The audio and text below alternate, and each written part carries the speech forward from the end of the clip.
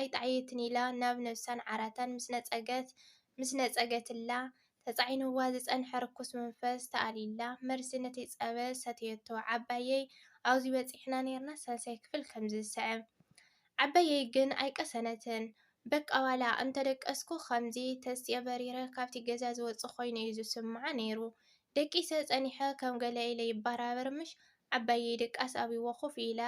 ይሪኣ ኣነ ከዓ መሊሰ ክንዲ ዝድቅስ ተሲ ዓባየይ እንታይ ደኣ ዘይትድቅሲ ሰዓት ክንደይ ድዩ ኮይኑ ዘሎ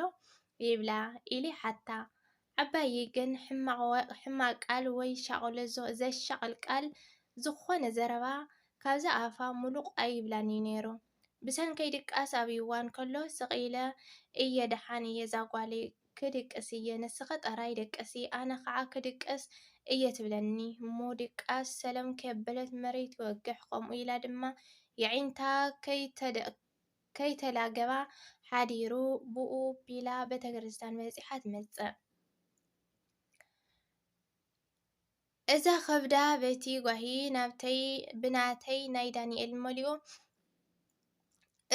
እዚ ከብዳ በቲ ጓሂ ናተይ እቲ ከብዳ በቲ ጓሂ እዛ ከብዳ በቲ ጓሂ ናተይ ናይ ዳንን መሊኡ እኽሊ ከየንጠበትሉ ቡን ሓሮሮ ጌራ መሊሳ ትሕረራ ኣነ ከዓ ክንዲ ዘሕግዛ ብናፍቆት ናይ ዳኒ ሞይቶ ኩሉ ስራሕ ናይ ገዛ ስልችኒ ዳኒ መዓዝ እዩ ዝመፀ ነዚ ዓይኒ ክሪኦ ኢለ ናብ ኣፍ ደገ ከንሸሎ ከቋምት መሬት ይዓርበኒ ዳኒ ግን ካብታ ዓባየይ ጥራይ ዕርቃና ብሓንሳብ ተርእየና ገዛ ናይ ዓባየይ ነከይረግፆ መቃብር ኮይኑ እዩ ዝስማዖ ነይሩ ይመስለኒ ሕጂ መፂ ይኸውን እንዳበልኩ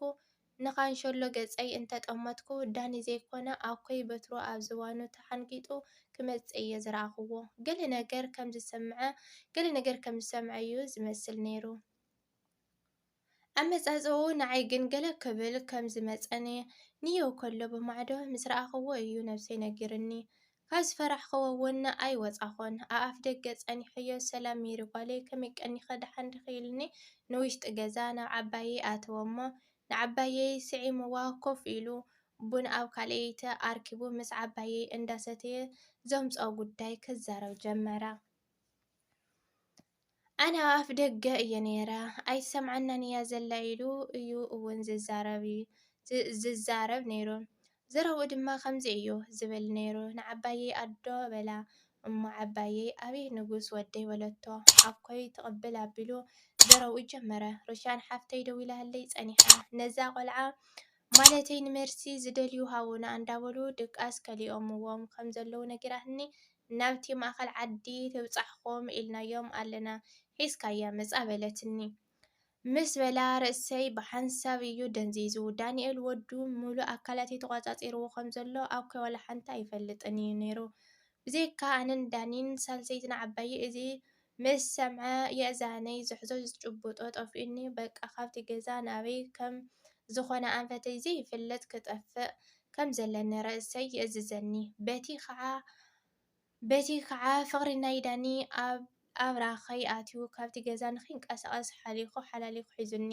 ግን ኣማራፂ ኣይነበረንን ክወፅእ ጥራሕ እዩ ነይሩኒ ምክንያቱ ጠባይ ኣቦይ ፅቡቅ ገይረ እየ ዝፈልጦ ቅሩብ ግዜ እንተወሲደ ብሓይሊ ወጢጡ ክወስደኒ ምዃኑ ኣጥዐ እየ ዝፈልጥ ነይረ ንገዛ ከይኣተኹ በታ ዝነበርክዋ ስንቂ የብለይ ክዳን የብለይ ኣጋሪና ዝመርሓኒ በቲ ኣፍ ደገ ገዛና ስጉር ዶ ክኸዱ ኩሉ ግዜ የርኢ ስለ ዝነበርኩ በቃ ኣማራፂ ኣይነበረንን ተበገስኩ ካብ ንግሆ ኣትሒዘ ክስካብና ናይ ምሸት ሰዓት 5 ዝኸውን ምግቢ ዝበሃል ከይለኸፍኩ ክጓዓዝ ውዒለ ኣምላኽ ጥዑም ግን ደርቢ ኣይድብሬካን ሸይጣን ከፅድፈካ ፀድፊ ይሰርሕ እሞ ኣምላኽ ከዓ መደያይቦ መሳልል ይፈጥረልካ ከምዚ ከማይ ስግርዶብ ዝኸዱ 4 ሰባት ሓንቲ ጓል ዘላቶም ኣብ መንገዲ ረኸብክዎም ብድሕሪት ድማ ከይተሰከፍኩ ተፀንበርክዎም ሓበሻና ኣብ ከምዚ ምትሕባር ብጣዕሚ ለዋህ ከናፈረይ ብማይ ፀምኤ ዝኣክል ፃዕዳ ኣዝማርቶ ዝመስል ተለጢፉ ምስ ረኣይዎ ካብቲ ሒዙሞ ዝነበሩ ብራሾማይ ንክሰቲ ኣቐበሉኒ እታ ጓል ድማ ካብቲ ሳንጦኦም ተምሪ ኣውፂኣ ሃበትኒ ማየይ ተምረየ ኣክፍየ ድማ ከብደይ መላእኽዋ ብዙሕ ምስጋና ድማ ኣመስገንክዎም ጉዕዞ ስጉርዶ ምስኦም ኮይነ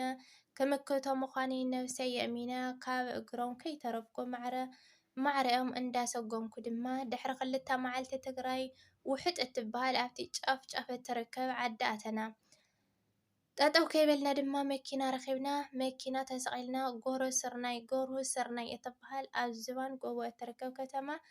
ኣቲና ኣብኡ ኣሽማትና ተመዝጊቡ ናብ እንዳባጉና ዝበሃል ገፊሕ መአከቢ ስደተኛታት ሓሊፉ ፀንሐና።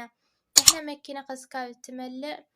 ትመልእ ኢሎም ድሕሪት ሓንቲ መዓልቲ መኪና ተፃዒንና ናብ እንዳባጉና ኣተና እሞ ዘሎ ናይ ኤርትራ ኩነታት ተሓቲትና ነናብ ማዓስከርና ፋሕ ኣበሉና። ኣነ ዕድለይ ኣፀቢቑለይ ምስታ ኣብ መንገዲ ዝረኸብክዋ ገባሪት ፅቡቕ ይጓል ኣብ ሓንቲ ማዓስከር ዓዲ ሓርሽ በፂሑና ተታሒዝና ናብቲ ማዓስከር ከይድና ንፈልጦ ሰብ ስለ ዘይነበረና 2 መዓልቲ ኣይንዛረብ ኣይንበልዕ ስቕ ምስ በልና እተን ኣብኡ ዝፀንሐና ኣዋልድ ብጣዕሚ እየን ለዋሃት መሳኺንን ነይረን። ዝቐረባልና በሊዕና ኣብታ ዝተዋሃበትና መደቀሲ እንዳደቀስና 2 መዓልቲ ጌርና ካብኡ ነቲ ቦታ ክንላልዩ ጀመርና። 4ይ ክፋል ይቕፅል። ምኽርኹም ማዕዳኹም ነቕፈትኹም ኣይፈለየኒ ኩራተይ ኣብ ኮሜንት ኣሙጡለይ ንኹሉ ክሰምዕ ድማ ዝግጁ እየ ኩራተይ። ኣብ 4ይ ክፋል ክስካብ ንራኸብ ሰሰናይ ንዓኻትኩም